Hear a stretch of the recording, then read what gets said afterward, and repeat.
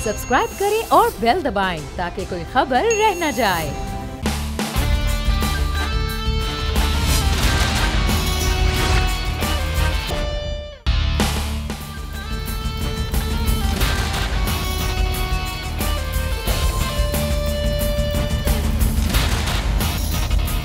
अस्सलामुअलैकुम। The special report with Mudassar Iqbal के साथ हाजिर खिदमत है। नाज़रीन, 2 दिन गुजर गए, कराची में एक ऐसी गैस की बदबू की फ़ज़ा बनी कुछ इलाके के अंदर, जिसे केमाड़ी या पोर्ट का वो इलाका जो जहाँ पर ये जहाज़ लंगर अंदाज होते हैं, उस इलाके में ये जहरीली ऐसी गैस थी कि लोगों के अंदर वहाँ पर फौरी तौर पर इतना रिएक्शन हुआ कि लोग हॉस्पिटल सैकड़ों की तादाद में लाए गए और अब तक 11 अमवात भी हो चुकी हैं। ये अफसोसनाक अमल है। ये मामला क्या है, अभी तक इसकी छानबीन हो रही है कि ये गैस, ये बदबू, ये कहाँ से फैल रही है। पहले ये कहा गया कि शायद पोर्ट पर खड़े हुए किसी जहाज़, जो तेल के ऑयल के जहाज़ आते हैं, वहाँ से गैस का अखराज हुआ है, जिसके बाद ये मामला हुआ।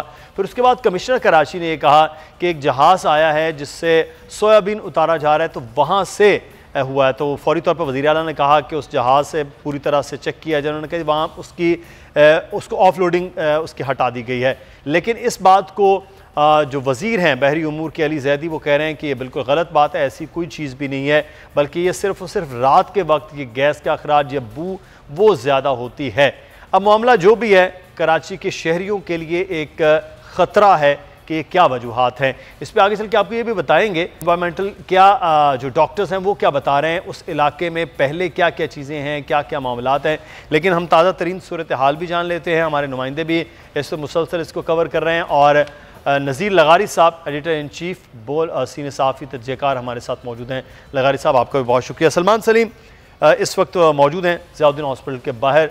सलमान, आगाह कीजिएगा, कितने मरीज़ लाए गए हैं यहाँ पर और क्या कोई मुश्किलात दरपेश हैं मरीजों को हॉस्पिटल में?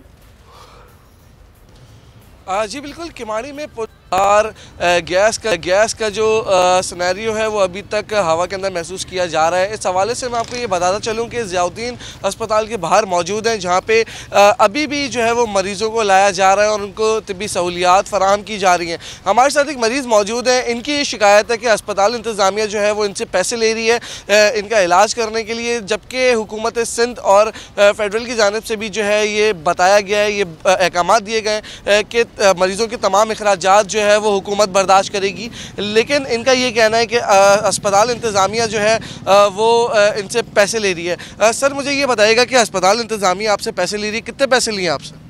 भाई, जिस तरह कोई किसी को गोली की ज़रूरत है या इंजेक्शन की ज़रूरत है, तो गवर्नमेंट ने तो ये ऐलान किया कि स्टोरों में भी जो चीज़ आपको स्टोर से कुछ चीज़ चाहिए हो तो वो भी आपको फ्री मिलेगी मुतासरीन के लिए। तो हमारे साथ कोई मुतासरीन वाला मामला नहीं किया जा रहा है। हमारे से 1000 रुपये वाली चीज़ें तो 1000 में ही ली जा रही है, 100 वाली चीज़ें तो 100 में ली जा रही है, 10 वाली चीज़ें 10 रुपये लिए जा रहे हैं। जी बिल्कुल, देखिए जिस तरह इन्होंने बताया कि हुकूमत की जानिब से ये ऐलान किया गया था कि मुतासरीन के तमाम अखराजात जो है वो हुकूमत बर्दाश्त करेगी, लेकिन ज़ियाउद्दीन अस्पताल की इंतज़ामिया जो है वो मुतासरीन से अभी भी पैसे जो है वो बटोर रही है। और दूसरी जानिब बात की जाए मास्क की, तो कुछ फ़लाई तंजीमों की जानिब से किमाड़ी के इलाके में मास्क की जो है वो मुफ्त फराहमी तो जारी है, लेकिन अगर दूसरे शहर की बात की जाए तो शहर में ये जो मास्क है इनके रेट काफ़ी बढ़ गए हैं, जिसकी वजह से आवाम जो है वो शदीद मुश्किलात में मुब्तला है। ज़ियाउद्दीन हॉस्पिटल में कहा गया वज़ीर आला पंजाब सिंध की जानिब से कि हर तरह के उनको इलाज मुआलजा फराहम किया जाए और किसी किस्म से मुतासरीन से कोई पैसे ना लिए जाएँ।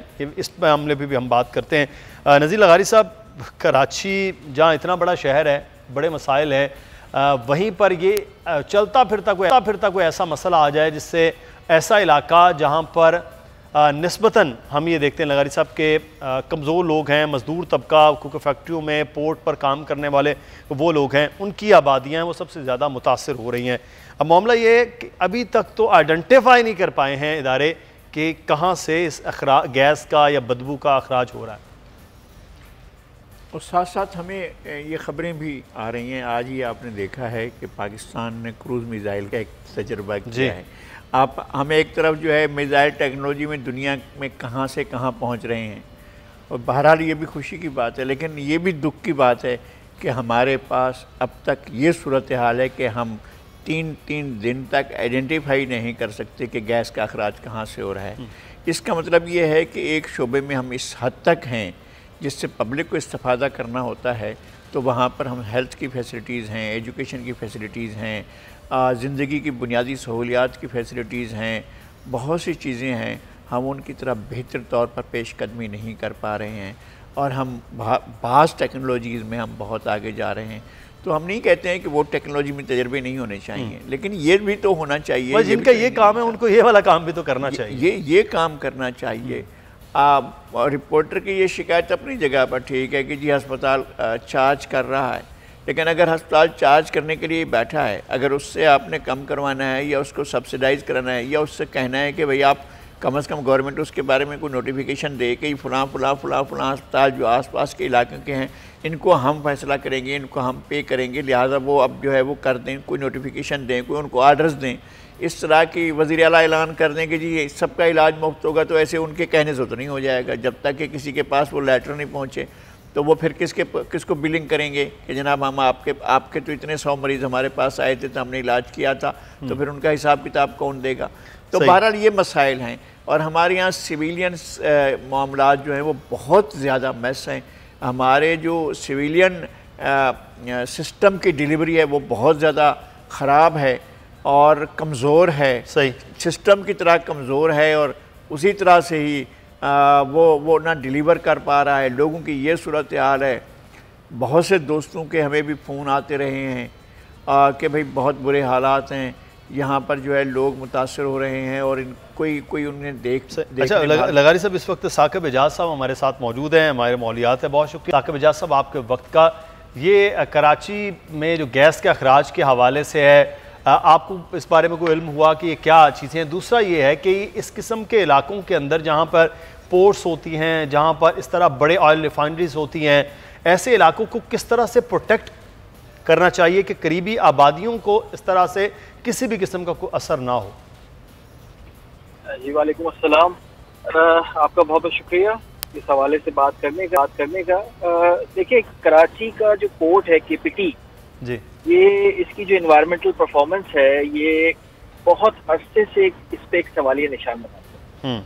जितने भी इन्वायरमेंटल डिजास्टर्स हुए आज से पिछले 8-10 साल में, इसमें आप कोयला लें, उसकी बात करें, कोयले की हैंडलिंग, मिस हैंडलिंग, और उसके बाद पेटकोक की हैंडलिंग, मिस हैंडलिंग, और अब ये तीसरा जो बड़ा इशू आपके सामने आया है, बल्कि एक और वाकया भी हुआ था जो आपको याद हो, जब यहाँ पे ड्रेजिंग की गई थी और बड़े सारे लोग जो हैं उसकी वजह से मुतासिर हुए हैं। और एयर पोल्यूशन का एक बहुत बड़ा इशू, ये पूरा एरिया कंटेमिनेटेड है और मैं हैरान हूँ कि इस इलाके के लोग जिंदा कैसे हैं।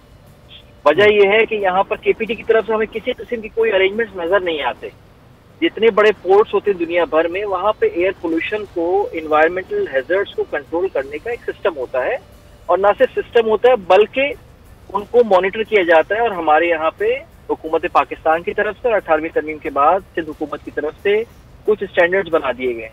ये जो मामला है गैस की लीकेज का, जिसपे अभी तक मालूम नहीं हो सका कि ये कौन सी गैस है, ये किलर गैस जिसने इतने लोगों की जान ले ली, ये थी कौन सी गैस, इस पे एक बहुत बड़ा सवाल निशान बनता है हमारे इदारों की कारकर्दगी का, जिनके पास वो गैजेट्स ही नहीं है, या वो गैजेट्स हैं तो वो काम नहीं कर रहे कि वो देख सके कि इस गैस की कौन सी गैस है, इसकी क्या टाइप थी और क्या कंसंट्रेशन थी कि जिसकी वजह से इतना बड़ा हैजर्ड हो गया।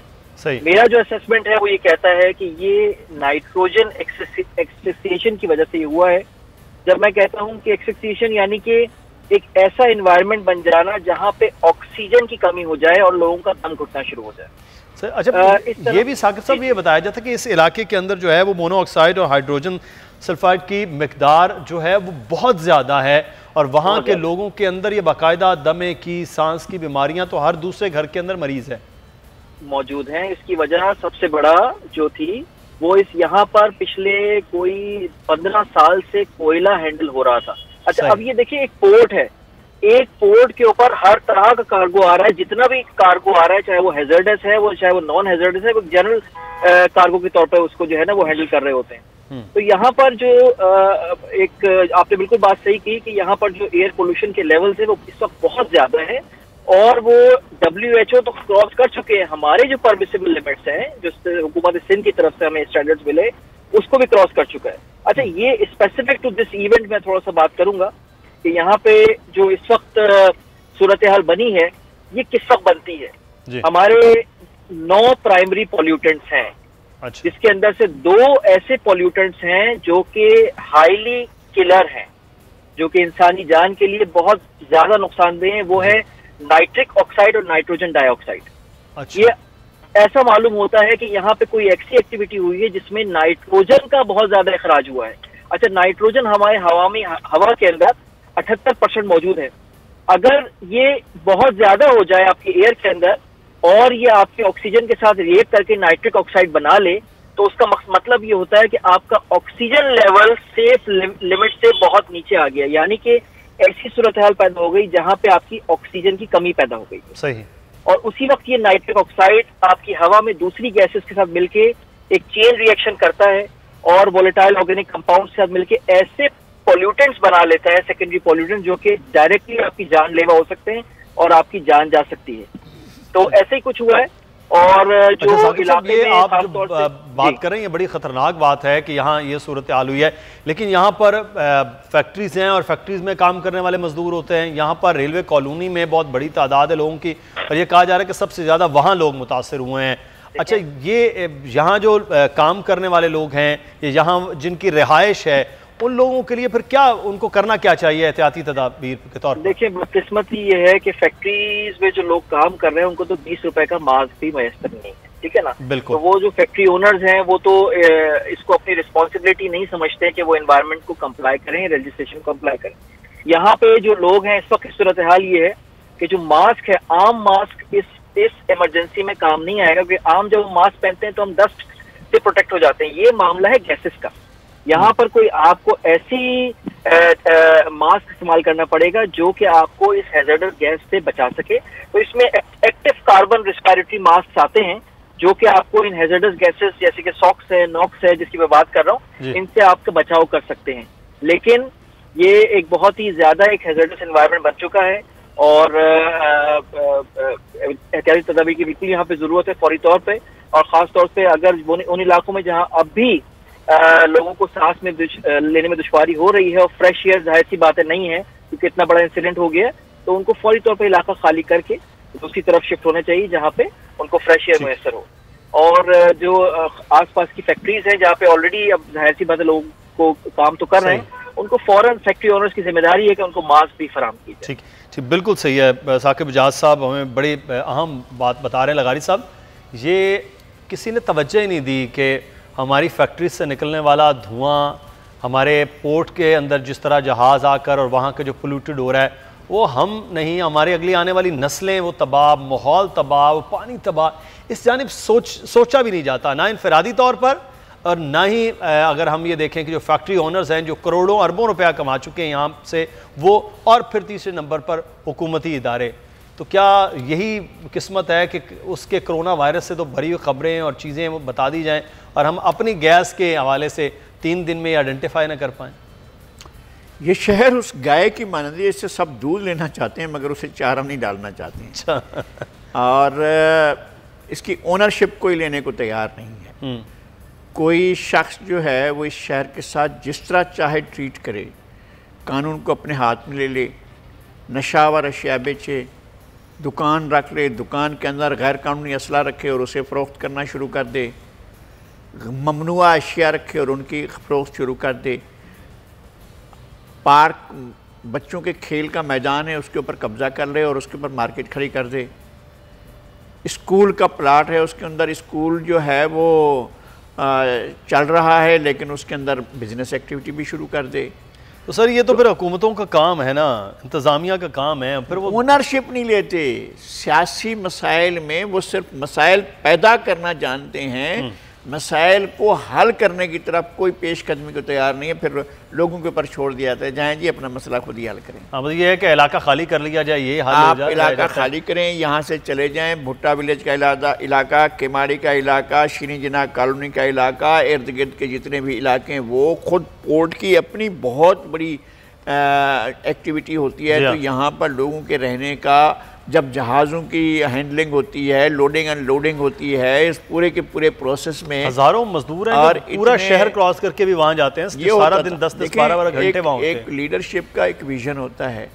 ये भी एक सोचा गया था ना कि गडानी में बीच वो बनेगा, आपका पोर्ट बनेगा। ये भी एक सोचा गया था कि केटी बंदर में पोर्ट बनेगा। यहाँ पर और भी बहुत से बंदरगाह थे। तारीख़ी तौर पर भी हमेशा यहाँ पर सिर्फ कराची एक बंदरगाह नहीं था, कराची के अलावा भी बंदरगाह थे, लेकिन उनको माजी में इस्तेमाल किया जाता रहा।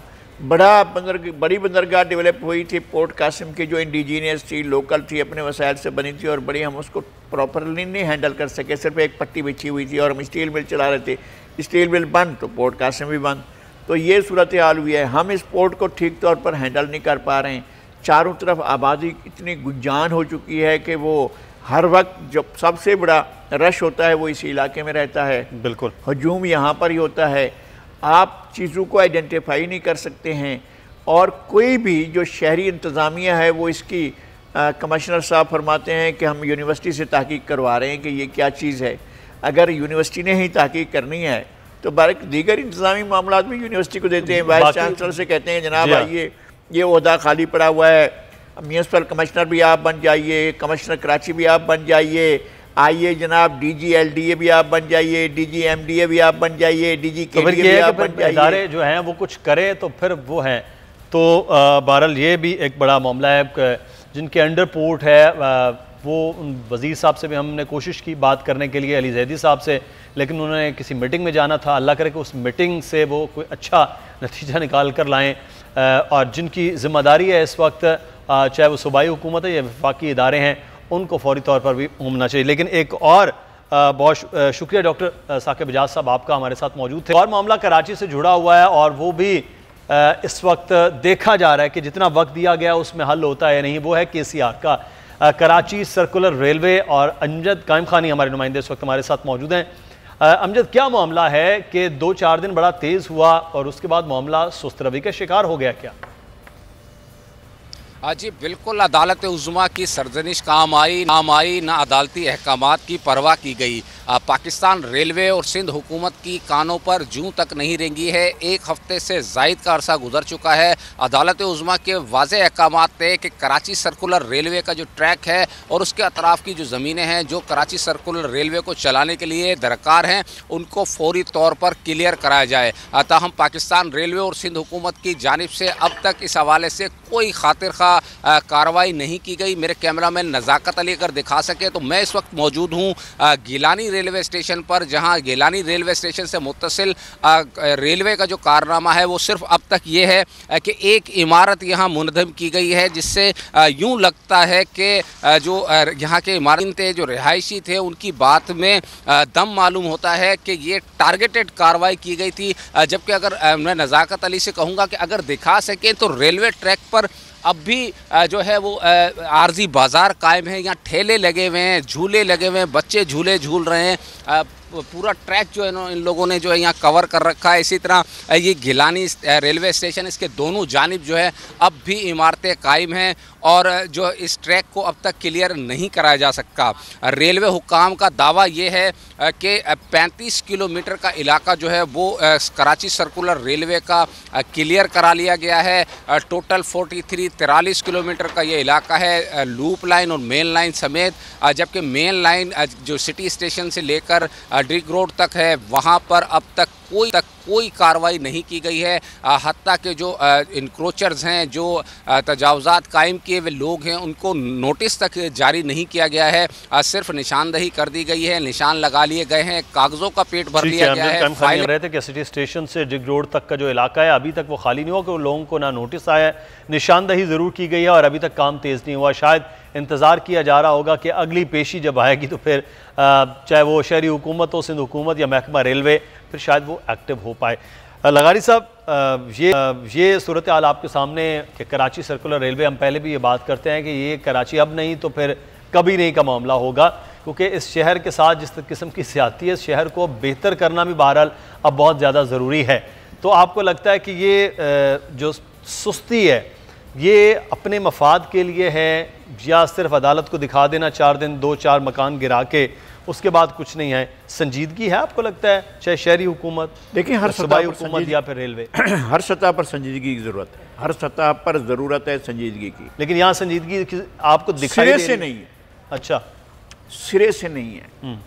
अदालत की सतह पर जिस कदर संजीदगी दिखाई जा रही है उसका फिर फॉलो अप बहुत रफ्तारी से होना चाहिए। अदालत में 17, 18, 19, 20 जज साहिबान होंगे, मुझे सही मैंने उस तादाद नहीं देखी है, लेकिन अब सुप्रीम कोर्ट के ऊपर लाखों मुकदमात का बोझ अलग है, ये इश्यूज़ अलग हैं जो शहरी मामलात हैं, और अदालत उज़्मा ने इतने अहम मसले को हाथ में लिया है इसलिए कि ये कराची सर्कुलर रेलवे CPEC का हिस्सा है।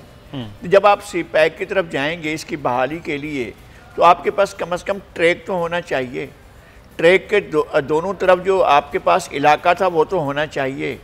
वहाँ पर प्लाजे खड़े हो गए हैं, वहाँ पर इमारतें खड़ी हो गई हैं, वहाँ पर कब्ज़ा हो गया है, वहाँ भैंसें लगानी साहब, अभी आप एक बात कर रहे थे, आप कह रहे थे कि शहर को ना लूटा गया है, गाय से दूध लेना चाहते हैं, चारा उसको कोई नहीं डालना चाहता।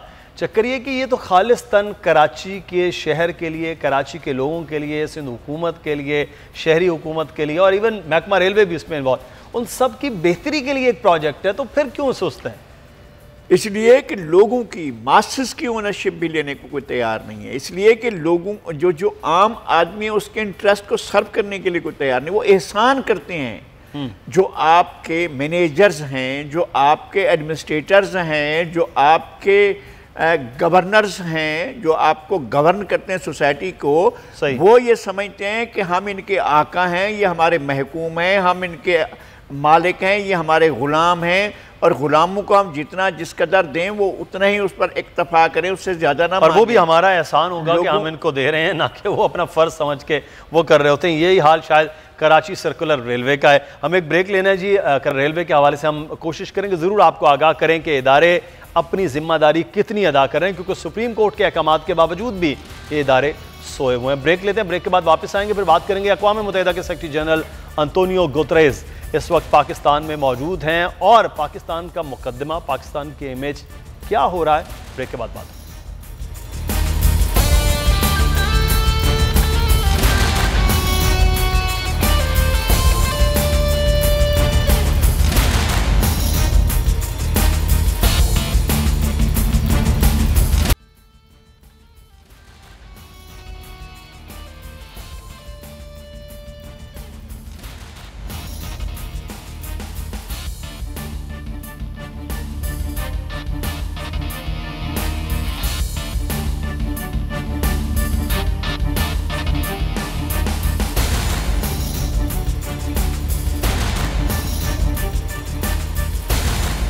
ब्रेक के बाद आपको खुश आमदीद कहते हैं। आगे बढ़ेंगे, एक और बड़ा अहम मामला है और वो है इस वक्त अंतोनियो गुतरेज़ का दौरा पाकिस्तान। काफ़ी मसरूफ़ उनका ये दौरा रहा है, और इस दौरे के दौरान जहाँ बहुत सी बातें अक़वाम मुत्तहिदा के हवाले से भी हो रही, लेकिन अहम मामला है वो कश्मीर के हवाले से भी बातचीत की गई है, जिसमें ख़ासी अब जो इंडियन मीडिया है या इंडियन हुकूमत है उनके तिलमिलाने की अब वो चीज़ें सामने आ रही है कि किस तरह से अक़वाम मुत्तहिदा के सेक्रेटरी जनरल पाकिस्तान के दौरे पर हैं, और पाकिस्तान के वो इक़दामात जिससे पाकिस्तान का एक इमेज पूरी दुनिया में बेहतर, ख़ास तौर पर कुछ ही देर पहले के मनाजिर भी आपने टीवी में देखे, करतारपुर राहदारी पर भी वो गए, और दूसरा कश्मीरियों के हवाले से भी मामला है। लेकिन एक ख़बर साथ देंगे, उसके बाद मैं चाहूँगा कि तजिया लिया जाए। वो कश्मीरियों की हिमायत में बरतानवी रुकने पार्लियामेंट का भारत में दाखिला जो है वो बंद किया गया, और उसके हवाले से भी बहरहाल हमने सोशल मीडिया पर भी देखा, इंटरनेशनल मीडिया पर भी ये खबर आई कि जब वो भारत में उतरी न्यू दिल्ली एयरपोर्ट पर, इंदिरा गांधी एयरपोर्ट पर, तो उन्हें रोक दिया गया। डेबी इब्राहिम्स जब वहाँ पर आई तो उनके लिए भी, क्योंकि वो कश्मीर जाना चाहती थी, तो उनको इजाज़त भी नहीं दी गई। इस वक्त हमारे साथ मौजूद हैं lieutenant general retired Amjad Shoaib साहब। बहुत शुक्रिया अमजद शुएब साहब आपके वक्त का। नज़ीर लगारी साहब भी हमारे साथ हैं प्रोग्राम में। अमजद शुएब साहब, एक जानिब हम ये देखते हैं कि पाकिस्तान अपने इमेज के लिए, अपने लिए एक बेहतर का अमल कर रहा है, इसका फिर न सिर्फ खुद हम मियाँ मिट्ठू बन के बताते रहे, पूरी दुनिया भी अब इस बात को सराह रही है, जिसमें आप खुद एंटोनियो गुतेरेस पाकिस्तान आए हैं, पाकिस्तान के इक़दामात के हवाले से भी और जो पाकिस्तान की सूरत हाल है ख़ास से वो भी मुतमईन है। ये कितना सूटेबल है इस वक्त पाकिस्तान के इंटरनेशनल तौर पर जितने मामलात हैं उनकी बेहतरी के लिए कि उनका पाकिस्तान का दौरा हुआ?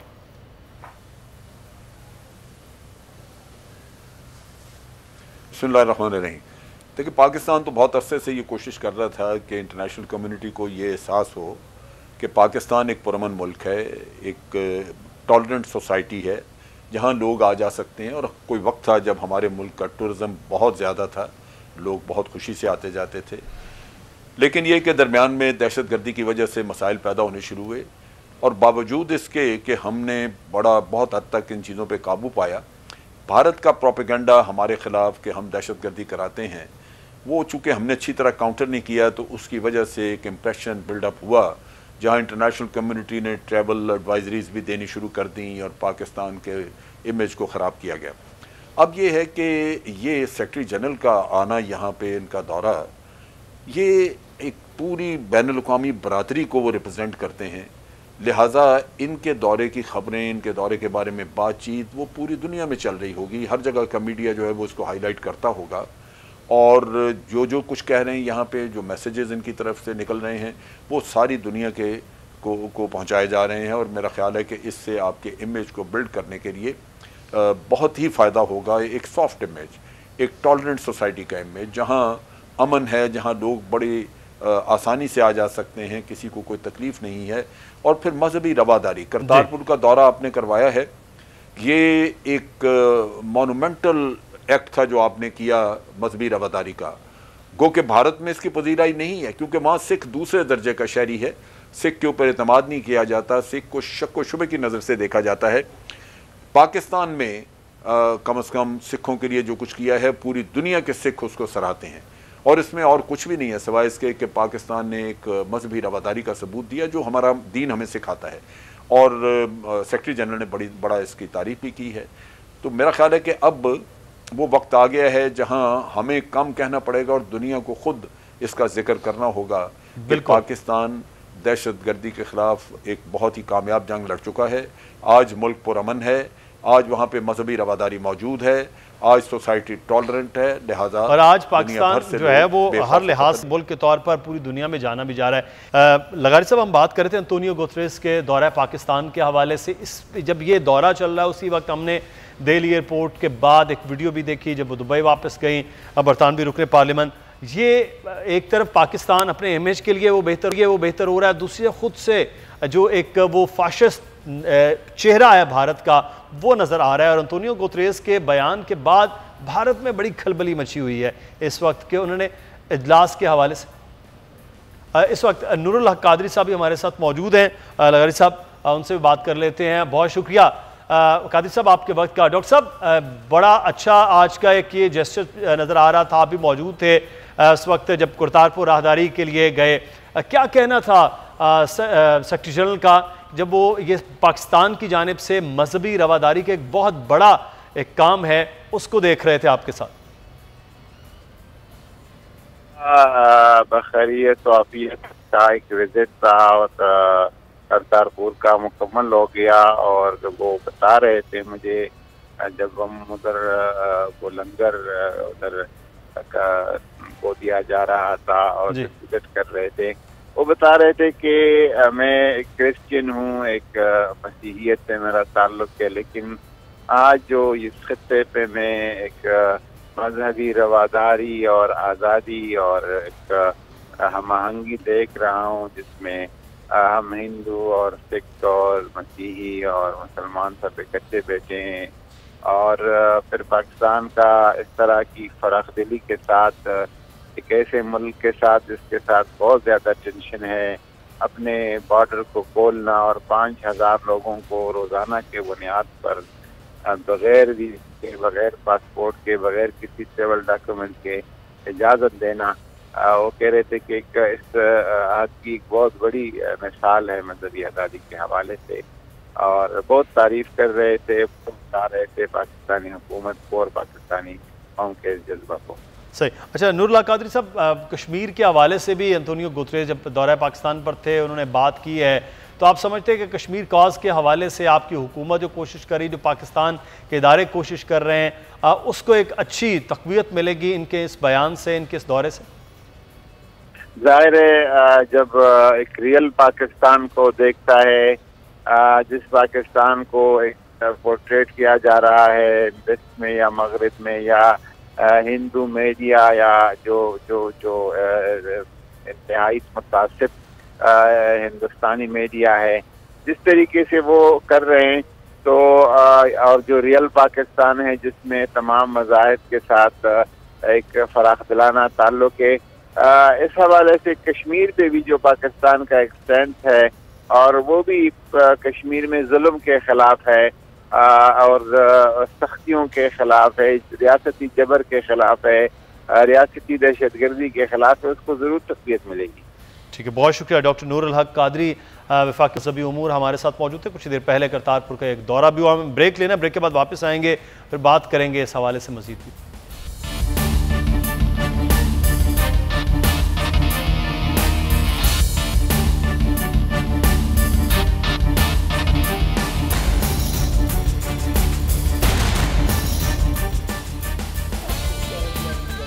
ब्रेक के बाद आपको खुश आमदीद कहते हैं जी। और इस वक्त हमारे साथ शेब साहब भी मौजूद हैं, नज़ीर लगारी साहब। लगारी साहब, ये बैच दो बात कर रहे थे, एक तो कश्मीर के हवाले से, दूसरा कि जो बाहर के लोग आ रहे हैं जो इंसानी हुकूक के हवाले से बात करते हैं, उनका भी भारत में दाखिला बंद है। अजीब सूरत हाल पैदा हुई है। मैं अब तक इंतज़ार कर रहा हूँ, ये वाक़या बहुत पहले पेश आया है, अब तक रद्द अमल आना चाहिए था बरतानवी हुकूमत का, कोई मामूली वाक़या नहीं हुआ है। ये मेरे ख्याल में ये गुज़श्ता 6-7 माह से जो भारत का बेरहमाना कार्रवाई चल रही है, वहाँ जो इक़दाम किया गया है, उसके बाद से जो बड़े वाक़यात हैं, उनमें से एक बड़ा वाक़या है कि बरतानिया की एक MP को, मुंतखब रुकन को, हाउस ऑफ कॉमन्स की एक इंतहाई काबिल एहतराम रुकन को, जो उनका ऑल पार्टीज़ पार्लियामेंटेरियन ग्रुप है फॉर कश्मीर, उस ग्रुप की चेयरमैन हैं वो, और एक ख़ास मामले पर उनकी एक्सपर्टी है और उनके अपने अजीज़ व अकारब रहते हैं इंडिया में। ये भी नहीं है कि जनाब वो वैसे ही जा रही थी। ये सारी चीज़ें होने के बावजूद उन्हें बदतमीज़ी के साथ उनके साथ तर्ज़ अमल अख्तियार किया जाता है और वहाँ के इमिग्रेशन हुकाम उन्हें बदतमीज़ी से बात करते हैं और ऐसे उनके साथ ट्रीट करते हैं कि जैसे वो कश्मीरी हैं या जैसे उन्हें वो अनंतवाद समझा जा रहा है। बिल्कुल कि वो जनाब उन्होंने अपनी वीडियो में ये बात की, उन्होंने कहा कि मुझे ऐसे ट्रीट किया जैसे मैं कोई मुजरिम हूँ। हाँ, इसी तरह वो उनके साथ जो है, और वो बहुत काबिल एहतराम खातून है, लेबर पार्टी की बहुत अहम रुकन है और आगे उनका एक बड़ा कैरियर भी मौजूद है। लेकिन इसके ऊपर वज़ीर आज़म बोरिस जॉनसन अगर रद्द अमल नहीं देते, बरतानवी वज़ारत ख़ारजा अगर रद्द अमल नहीं देती है, तो ये एक बहुत बड़ा वाक़या समझा जाएगा पार्लिमानी तारीख़ का भी और सफारती तारीख़ का भी कि भाई ये कोई कॉमन सिटीज़न, वैसे तो कॉमन सिटीज़न का भी एहतराम होना चाहिए, जिसके पास वैलिड वीज़ा है, आप उसको कैसे रोक सकते हैं? सर कॉमन सिटीजन का एहतराम तो क्या वहाँ पे उन्होंने 80 लाख लोग जो है उनके अपने से वो किया हुआ है। सिटीजन कहते हैं, उन्होंने अपने मुल्क के अंदर सिटीजनशिप का पूरे का पूरा बकिए उधेड़ दिए हैं। सही बात है, बिल्कुल सही बात है, आपने बिल्कुल बजा कहा है। मैं अमजद शेब साहब से ये बात करें। अमजद शेब साहब, अब तो ये कहते थे मुसलमानों के लिए, पाकिस्तानियों के लिए वहाँ वीज़े नहीं होते, कश्मीरियों को उनके वहाँ तक महदूद कर दिया गया। अब तो सर सूरत हाल ये है कि बरतानिया के रुकने पार्लियामान भी भारत में दाखिल नहीं हो पाएंगे। तो फिर भारत तो अब वो भारत बन रहा है कि जो मोदी बनाना चाह रहे थे उनको, वो चाहे वो सफारती सतह पर हो या उनके एयरपोर्ट्स तक मामलात वो नज़र आ रहे हैं, पूरी दुनिया देख रही है।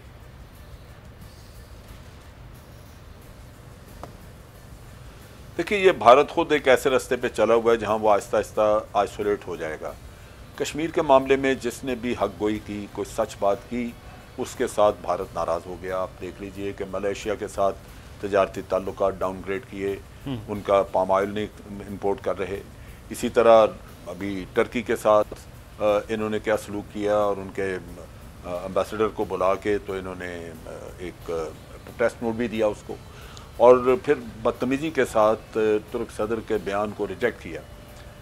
अब ये 92वीं पार्लियामेंट रुकन जो हैं, इनका किस्सा हुआ तो कितनी दुनिया को ये इस तरह आंखें दिखाएंगे और रोकेंगे और मना करेंगे। एक चीज़ तो मुझे पता है कि अमेरिका जब बात करता है तो ये बिल्कुल उसके सामने तो लेट जाते हैं। इसी तरह आप देखेंगे कि चाइना इनका चेहरा दिखाता रहता है, लेकिन उस पर भी ये कभी इस तरह के रिएक्शन नहीं देते। तो बड़ी ताकतों को तो ये रिएक्शन नहीं दिखाते, लेकिन बाकी ममालिक के साथ भी ये बदतमीज़ी से पेश आ रहे हैं और इस तरह की हरकतें कर रहे हैं। तो इससे कोई अच्छा इनका इमेज नहीं बाहर बिल्डअप होगा। और पहले ही बहुत सारे मुल्क ये कह रहे हैं कि जो जमहूरी रवायात जिनकी वजह से हम भारत की कदर करते थे वो ख़त्म हो गई। अब जमहूरियत वाला किस्सा तो रहा ही नहीं, ना ही आइन की पासदारी की बात रही है। आइन से हट के इक़दाम उठाए गए हैं, जो आर्टिकल 370 को जिस तरह अपग्रेड किया गया है। तो उस लिहाज से ये एक नारा, एक स्टेटमेंट ही रह गई है कि भारत एक जमहूरी मुल्क है, जबकि जमहूरी इक़्तिदार को बिल्कुल पामाल करके रख दिया और इंटरनेशनल कम्युनिटी को बड़ी धौंस के साथ ये डील कर रहे हैं। उस धौंस की वजह से मुझे पूरा यकीन है कि वो वक्त दूर नहीं जब ये अकेले रह जाएंगे या आइसोलेट होंगे और दुनिया इनको बिल्कुल वो पजीराई नहीं इनकी करेगी जो पहले हो रही थी। तो मेरा ख्याल है इनके लिए भी आगे मुश्किल वक्त आ रहा है, इनके अपने करतूतों की वजह से। बिल्कुल, इनके अपने करतूत हैं जो मुश्किल वक्त इनके लिए दिखाया जा रहा है। बहुत शुक्रिया, हमारे साथ जनरल अमीर शुएब साहब मौजूद थे। नज़ीर लगारी साहब, आपका बहुत शुक्रिया। लेकिन पाकिस्तान बड़ा अच्छा वक्त है और वो वक्त पाकिस्तान के ग्राउंड्स के आबाद होने का। चंद दिन पहले एक बड़ी खबर थी कि पाकिस्तान ने कबड्डी का वर्ल्ड कप जीता है और अगला उससे भी ज़्यादा बड़ा अमल शुरू हो रहा है, पाकिस्तान सुपर लीग का। पूरी दुनिया से क्रिकेटर पाकिस्तान आ रहे हैं, पाकिस्तान मेज़बान है, पूरी दुनिया के क्रिकेटर मेहमान हैं। तो पाकिस्तान के लिए इस अच्छी खबर के साथ तैयारियां कैसी चल रही हैं, नादरा मुश्ताक इस वक्त हमारी नुमाइंदा हमारे साथ मौजूद है। नादरा, कराची से पाकिस्तान सुपर लीग का आगाज़ हो रहा है, क्या तैयारियां चल रही हैं? जी बिल्कुल, PSL सीज़न 5 की जो तैयारियां हैं वो बिल्कुल इख्तिताम पर हैं और इस्लामाबाद आज फिर एक मरतबा मद्दे मुकाबिल है पेशावर ज़ल्मी के। दूसरा मैच खेल रहा है, कल कराची किंग्स से जीता 29 रन से और आज देखते हैं कि पेशावर ज़ल्मी के साथ उनका मैच कैसा रहता है। हमारे साथ इस वक्त जो शख्सियत मौजूद हैं वो किसी तारुफ के मोहताज नहीं हैं। आपका ताल्लुक़ जो है वो बोर्ड से भी है, UBL स्पोर्ट्स से भी है, ख़ुद भी क्रिकेटर हैं नदीम खान साहब। हम उनसे बात करते हैं और उनसे जानेंगे कि ये PSL कितना ज़्यादा बेनिफिशियल होगा फॉर द यंगस्टर्स।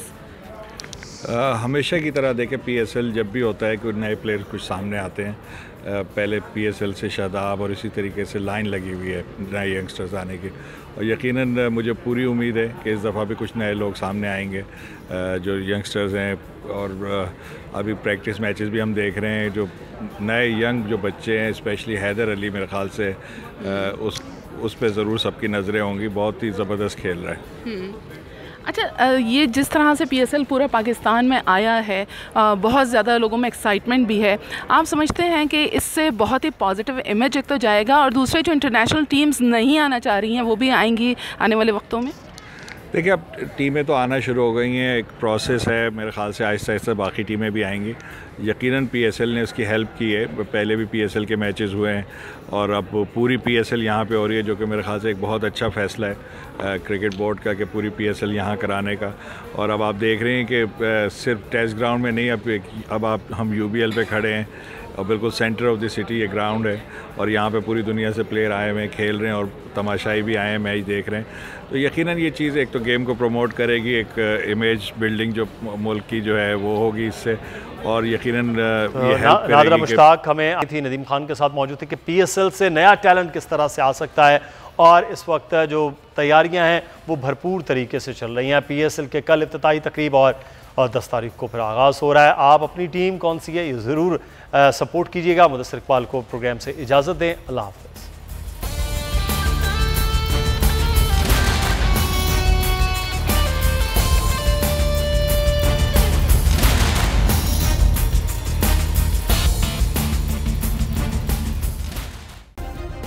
सब्सक्राइब करें और बेल दबाएं ताकि कोई खबर रह न जाए।